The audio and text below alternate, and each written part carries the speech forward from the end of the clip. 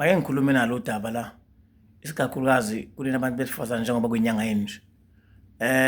One sinifisela okuhle kodwa empilweni, sinifisela ukuphepha. Siyafisa ukuthi uNkulunkulu enze imizamo noma enze icebo ukuthi ngelinye lamalanga nani nikwazi ukuyivikela, nikwazi ukumelana nesihlava sokuthi mhlampe ningahlukunyezwa ngendlela, kubalwa ngezimo zokubulawa nangezimo zokudlengula nanoma ngasiphi isimo esingase nje noma esivamise ukwenzeka emhlabeni. Ngiphinde futhi ngicele kuyinsizwa noma kumadoda ukuthi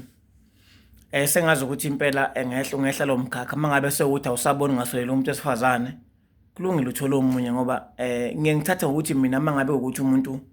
sekukhona ukuphambana okukhona, shuthi vele bekuseyindlela ukuthi uthatha amalesini empilo ukuthi mhlawumbe masufika kumuntu owumaqondana ube sekwazi ukuthi khona kuphi okuthandana noma khona kuphi koba yiphutha ufundele ikusasa. So ungathi umuntu mangabe ukuthi usekutsheda akasakuthanda noma akasahambisani nawe bese kubonakala ukuthi sekumele ashone ngalokho noma sekumele kube ukuthi kunemizi evalwayo. Cha, bafethu impilo ibalekile, impilo ayinasiphela. So singakwenza konke empilweni kodwa when it come to impilo nje uyiphila kanye, akubi kuphilo kwesibili. Ingakho ngisho emhlabeni mase kukhona ingane kube khona ingane kuthiwa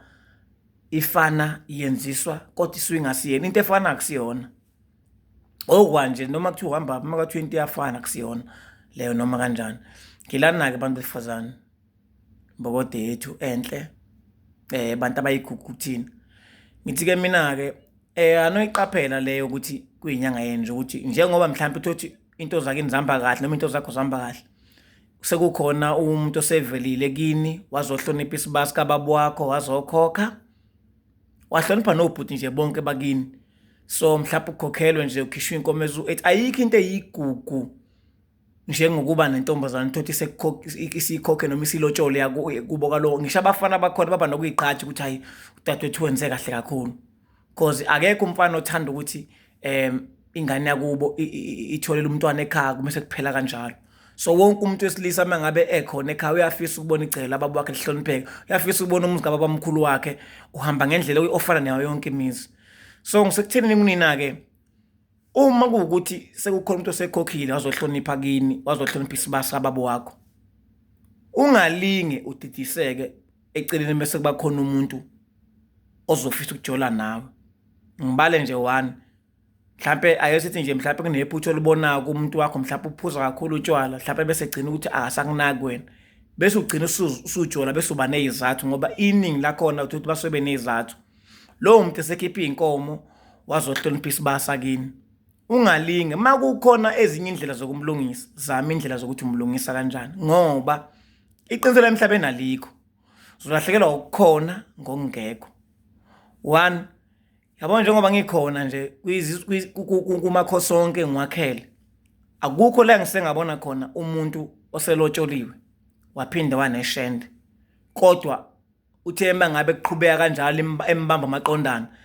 wathi umemyeka lamthatha ishende lathi liyamqoqa limenza unkosikazi. Akekho.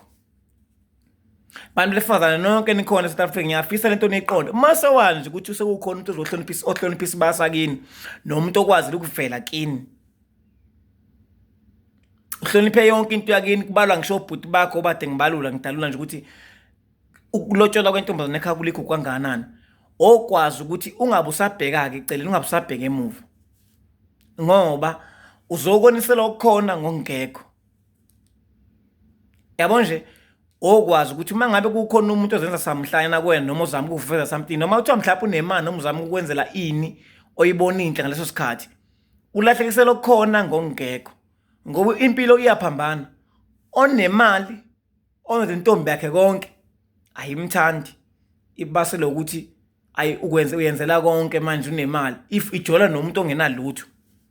So lethu kugcina usuyibuza ukuthi ahlahle umuntu usuke efunani empilweni.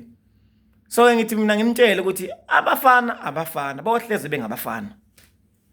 Ingakho kufuneka mangabe ungumfana nje ngiyengitshena abafana ukuthi mina ukuthuka ngabe intombi yakhe umngane noma umfana, ukuthuka impela ukweshwami ukuphathe kabi lokho ngoba ubufana buwa noma ngasiphi isikhathi kumuntu. Ubufana nje buhlale buvuka ukuthi mina ngumfana. So one day kwatholakala ukuthi nje kwaphazama yabo nje, kwatholakala ukuthi umuntu alahle owesilisa obusebenzisa ukuthi mina ngumfana kahle kahle. So ke ngisekutheni angikho lapho ngisekutheni ke uma ngabe ukuthi kunomuntu osehlonipha isibasi kababa wakho umsabe lo umhloniphe lo muntu lowo wenze ngayo yonke indlela ngoba uzolahlela ukukhona ngoba uzoluza umaqondana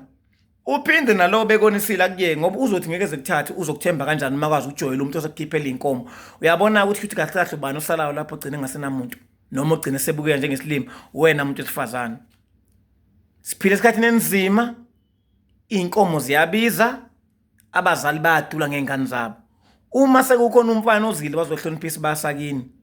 cela ungenze sure ngana kwethu ukuthi usubheke phambili awusabheke emuva awusabheke emaceleni ngoba kuyona iswana kuzobukeka uzosala budengwane ubukise abazali bakho behle bebeyihla endaweni obhuti bakho bebeyihla endaweni ngoba uma ngabe lo maqondane sekubambile uzokuyeka same time ishende nalo liyakuhlehla futhi kwena shuthi kahle kahle belifuna ukukuyuza lona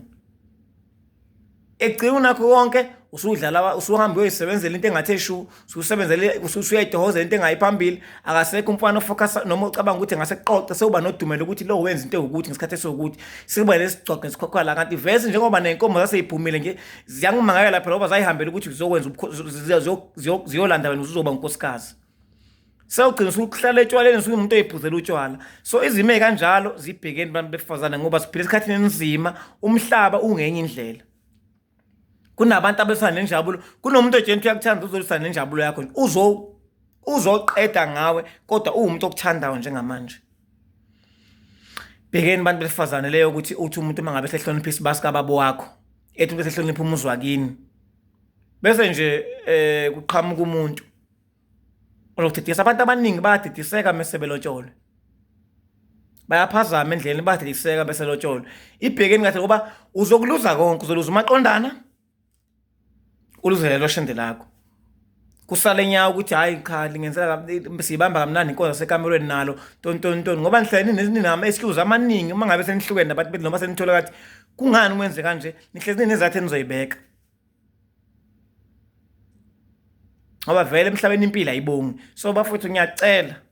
bantu besifazane iqaphele kahle lento iyawa imizi bayazama abanye bafethu bafuna ukwakha makubo bafuna ukuvusa makubo bajula bathola nesihlava sokuthi kunale ngcenye lamadoda lawo ngasiwona amadoda athatha abantu sebekhishelwe inkomo zabantu bebonise ngamabomu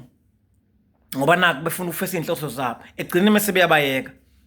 ngeke lihambeke izwe ngenhla ngeke sifane sonke esimhlabeni futhi ngeke siye nqanye nje asiwona amanzi athi sathi siyakuleli side elingala siyasuka ngalele ngala